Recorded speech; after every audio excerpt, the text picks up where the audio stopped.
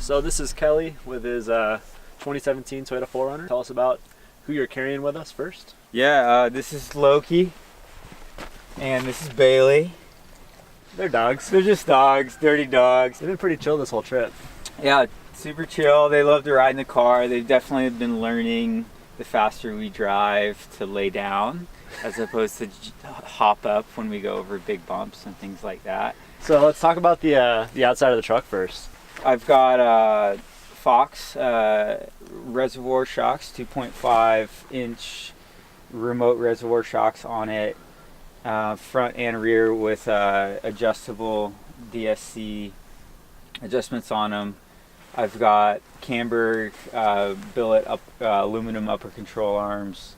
In the rear I'm running an Icon 3-inch overland spring. Right now it's sitting a little raked with probably like 4 or 5 inches of lift of what it was prior to putting that on. But I'm gonna put a rear bumper on, so it should set a little bit more level here in the next few weeks. So it's kind of a mid-travel kit. Yeah, mid-travel kit. It's the off-road edition, so it doesn't have the KDSS. But what the off-road does have is an e-locker in the back.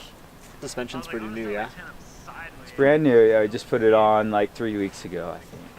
Notice a big difference? Huge difference. Yeah, I've never had good suspension like that before, and it's a lot of fun, and it's really been a lot of fun on this trip to see what it can do. Totally. As far as at high speeds. And yeah. Awesome. And so you're running the TRD wheels, it looks like. And what do you have for tires? Yep, stock wheels, stock TRD Pro wheels. The tires are the new BFG KM3 Mud Terrain, which is rad. I've always run the KO2, the all-terrain, and it's fun to put a new tire on. It's definitely been rad the last few days in some serious mud to see how clean they are. The tread is, when we stop, they're just like totally slung out. So sweet. Yeah, it's been good. And then up front, is this a C4 bumper? Yeah, C4 low pro bumper. So you just cut out, and it just kind of replaces the center there. It replaces that center, gives you a 0.2 mount of winch, which there's a Smittybilt. I think it's like a 12,000 pound winch behind there. Yeah, dual battery system. They sit side by side with Odyssey batteries. All you had to do is push the relay box back a little bit. Obviously it kind of throws off the geometry of the truck a little bit, but if you just tighten up the spring on this side, it's easy to kind of compensate for that, and that allows me to, I'm going to put an air compressor in the spot where a lot of people put their other battery. So I'm pretty happy with that.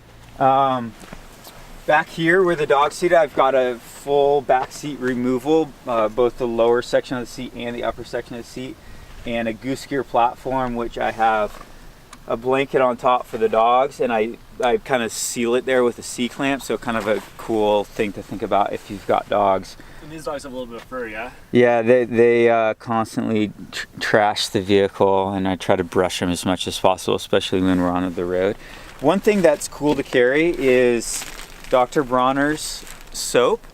This is not a sponsorship, but you can wash your dishes with it, you can wash yourself with it, but also if the dogs get sprayed by a skunk, that peppermint is actually a really good thing to take off the skunk's stuff.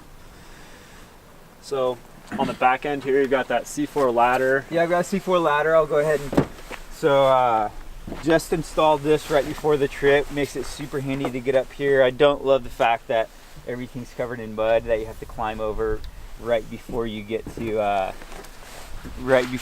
your tent, but I just pop up here and pop the tent,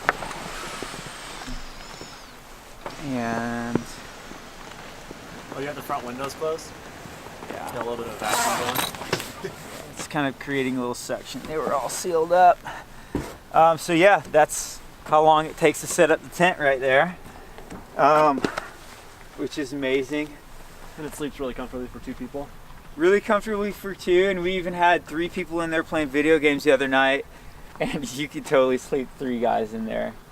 A little warmer if you that needed way, too. to, if you needed cold to, weather. for sure. Yeah, and one thing I've been really impressed by is how well it vents, and you know, you get a lot of condensation in any tent or even in the car if you sleep in the car. It's no more than anything else I've ever used. But what I love about it is that that material wipes down so easily. So I just have a towel, yeah, and then just wipe it down really quick right before we close it up, and that keeps the inside kind of fresher. totally. Let's check out what's inside.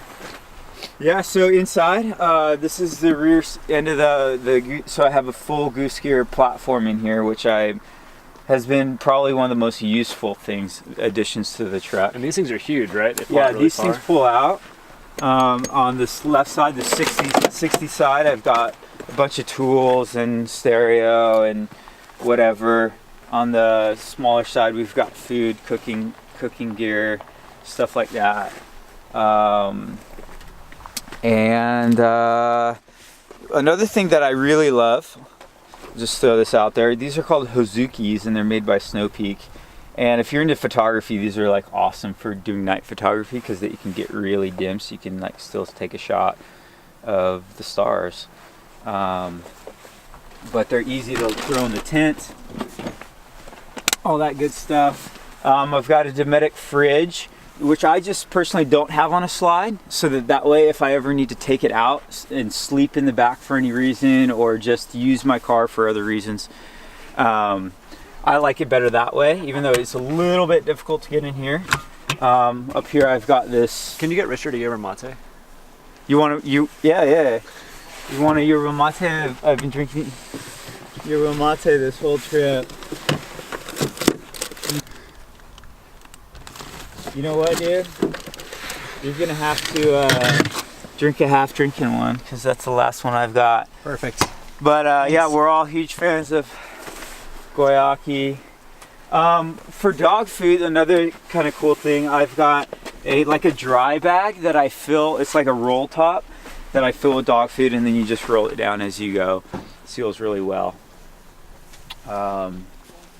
Anyway, keep bags up here. This is like a waterproof bag that I could also like throw outside of the truck at night and not worry about it.